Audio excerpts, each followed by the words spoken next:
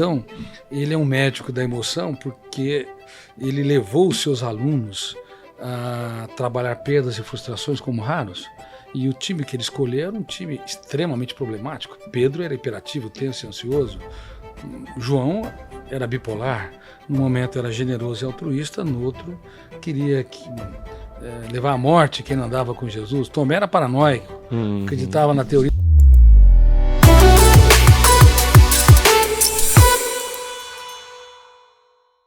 Acreditava na teoria da conspiração. Olha o time. Mateus tinha o viés da corrupção. O mais normal era Judas, né? Judas Iscariote. O mais normal era Judas. Era o mais normal. E fez o que fez, o mais normalzinho. E era verdade. Era o mais transparente. Melhor formado também. O melhor né? formado, o mais culto, o mais dosado, mas que, infelizmente, ele não se conhecia. Ele era um carrasco dele mesmo. Bom, então o médico da emoção, ele trata da emocionalidade, das angústias, dos conflitos humanos, levando os seus alunos a saírem da mediocridade, porque cheiravam peixe, pescavam, morreriam pescadores, pelo menos a maioria, mas ele fundou a maior startup mundial, aqueles jovens impactaram a humanidade. É verdade. É impressionante como ele foi o maior líder da história, o homem mais inteligente e o médico da emoção. Eu já vou começar com algumas perguntas aqui, mais ligadas à minha área, e depois o Flávio na área dele. Você acredita que se a humanidade estudar a forma que Jesus lidava com as emoções, a gente começa a entrar num processo de cura ou reedição emocional, somente estudando a história dele? Ali na história de Jesus estão todos os exemplos que a gente precisa para lidar com as emoções. E segunda pergunta já para emendar, qual é a maior ferramenta de gestão da emoção de Jesus? Bom, em primeiro lugar, ele treinou os seus alunos por 3 anos e meio. A educação é fundamental. Em segundo lugar, as religiões todas falharam. Do protestantismo ao catolicismo, ao budismo, ao islamismo, em não estudar a inteligência dele, embora no budismo ele seja extremamente respeitado, no islamismo ele é considerado, ele é levado em altíssima conta, mas esse homem não foi estudado pelas religiões. E ele também não foi estudado pelas universidades. Harvard, Cambridge, Oxford são capazes de estudar pessoas que não impactaram muito a humanidade, mas ele foi o que mais impactou a humanidade, mas não foi estudado sobre os ângulos das ciências humanas. Então houve uma falha grotesca da teologia e das universidades. E entre as ferramentas que ele ensinou para os seus, foram várias, para os seus alunos, para os seus discípulos, está em que você deve aprender a perceber que cada ser humano é único e irrepetível. Se você não for bem resolvido na sua autoimagem, a maneira como você se vê, você não vai ser bem resolvido na maneira como você se sente na sua autoestima. E, portanto, ele individualizava o ser humano. Outra ferramenta muito importante é que ele ensinou seus alunos a nunca se curvar à dor. Porque o céu e o inferno emocional estão muito próximos de cada ser humano. A vida é um grande contrato de risco. Risos e lágrimas, aplausos e vaias, sucesso e fracasso alternam a vida de cada ser humano. E saber que a vida tem seus invernos, e esperar, e não se curvar aos invernos, mas esperar a mais bela primavera é fundamental. Isso desenvolveu neles uma resiliência fundamental. E hora que eles seguiram um homem que morreu vexatoriamente. Jesus, independente de ser o Filho de Deus, como ser humano, ele morreu numa condição Bom, era vergonhoso, era vexatório falar dele. Tanto que Paulo diz lá na sua carta aos Coríntios que falar sobre ele era um escândalo para os judeus e loucura para os gregos, que buscavam sabedoria. Mas ele conseguiu transformar pessoas rudes, toscas, débeis, que reagiam pelo fenômeno, bateu, levou, em mentes brilhantes que mudaram o traçado da humanidade. E não foi uma transformação sobrenatural, não é que ele orou, rezou por eles e eles ficaram melhores. Treinou. Foi na base do treinamento. Não é sobrenatural. Na psique humana não há milagres. Na psique humana é um campo de treinamento. E você tem que usar as lágrimas como vírgulas invertidas para escrever os capítulos mais nobres da sua história nos momentos mais difíceis da sua vida. A grande maioria dos seres humanos, dos miseráveis aos abastados, dos intelectuais aos iletrados, falham dramaticamente por não perceber que o eu, que representa a capacidade de escolha, o eu, que representa a consciência crítica, tem de ser treinado a gerir a emoção. Por exemplo, se você produz um pensamento perturbador, que as pessoas não gostam de você, ou você sofre por antecipação, ou então você rumina uma mágoa ou uma traição. Quando você produz pensamentos na sua mente, emoções tensas, você tem no máximo 5 segundos para impugnar, discordar e confrontar.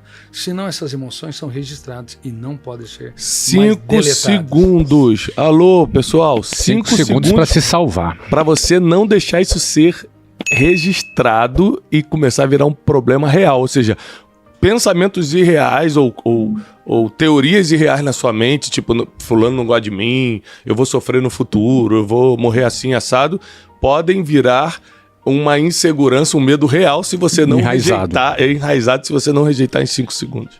E vou dizer uma coisa muito séria. A mente mente. O pensamento não incorpora a realidade do objeto virtual. Entre eu e você existe 1 metro de distância. Mas do ponto de vista da consciência que eu tenho de você, há um anti-espaço, há um espaço infinito. Porque eu defino, conceituo você através do pensamento. Porém, o pensamento ele é virtual. Por isso que nós pensamos no futuro. O futuro é uma realidade. O passado é irretornável. Mas por que reconstruímos o passado e damos musculatura aos desafetos, às mágoas, às perdas? Porque a mente, na esfera da virtualidade, ela pode mentir, ela pode dar uma dimensão, distorção sem precedente. Por isso que há muitos escravos vivendo em sociedades livres. Há 800 milhões de pessoas que passam fome no mundo, que ingerem menos de 2.000 calorias, mas há mais de 7 bilhões de seres humanos desnutridos, cujo eu não consegue proteger a emoção e cujo eu não consegue impugnar, discordar e confrontar de pensamentos, os seus pensamentos perturbadores. Eu vou dar um treinamento agora na AMB, Associação de Magistrados do Brasil. Já fiz várias vezes com magistrados, muitas vezes também, várias vezes com a Polícia Federal, com os líderes, e vou falar, e vou dar mais uma ênfase. A mente humana é como um fora. Você tem que ter a consciência crítica. Você tem que ter o Ministério Público, você tem que ter uma acusação. Caso contrário, você se torna um psicopata. Porém, você também tem que ter um eu que é um advogado de defesa. E esse eu não pode abrir concessão. Caso contrário, nós nos tornamos nossos maiores algozes. Exemplo, quem cobra demais de si mesmo. Quem cobra demais de si mesmo é um carrasco de si. Ainda que possa ser ótimo para a sociedade, é péssimo para si mesmo. Porque registra janelas que encarceram o ser humano no único lugar que ele deveria ser livre. Essa alegoria foi muito clara, né? Ou seja, tem que ter todo um esquema jurídico na nossa mente, no qual o seu eu, a sua mente é o advogado. Só antes de eu passar para o Flávio, o senhor falou uma coisa que me tocou muito e me lembrou até um versículo bíblico. O senhor disse que a mente mente. A mente mente. E mente muito. Mente muito. A Bíblia cita a palavra coração mais de 930, eu digo isso na qualidade de teólogo, mais de 938 vezes a Bíblia cita a palavra coração, referindo-se à sede das emoções, tá? A mente. Então tem um versículo no livro de Jeremias que diz, enganoso é o coração do homem. Então seria a base teológica para essa sua afirmação que a mente mente? Ou seja, a gente não pode confiar tanto na mente, nós precisamos dominá-la? Olha, Tiago, tem razão e todos aqueles que nos assistem devem ter esse conceito. A emoção nunca vai passar de um bebê, ela não amadurece. Ela é ingênua sempre. E vai faltar papel aí, hein, cara? Traz mais papel para anotar que está acabando o primeiro aqui.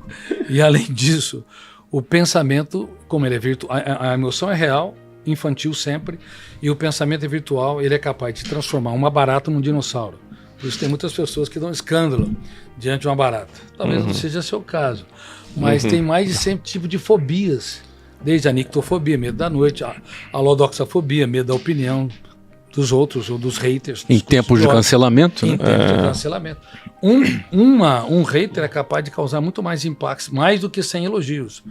E tem a glossofobia, 75% das pessoas têm glossofobia, medo de falar em público. 70% timidez. Bom, fazer como as pessoas vão diante dos espelhos. Espelho meu, existe alguém com mais defeito do que eu? Você tem que falar assim, eu sou um sujeito único, sou um ser humano que namora a vida antes de namorar alguém. Porque não tá namorando ninguém não, é só a vida mesmo. Só a vida, já é alguma coisa. Já é uma grande coisa. Flávio Augusto. Augusto, eu quero falar um pouco mais da da saúde mental corporativa hoje. Depois do Covid, parece que as pessoas ficaram um pouquinho piores do que estava antes. Eu ouvia o senhor falar sobre o grau de ansiedade no mundo, a epidemia de ansiedade no mundo, só que isso foi antes do Covid. E os níveis de ansiedade e de depressão chegaram a níveis inimagináveis, e dentro das empresas isso virou um problema muito sério. Os departamentos de RH, eles ganharam aí um desafio a mais nesse processo. Qual a postura da empresa?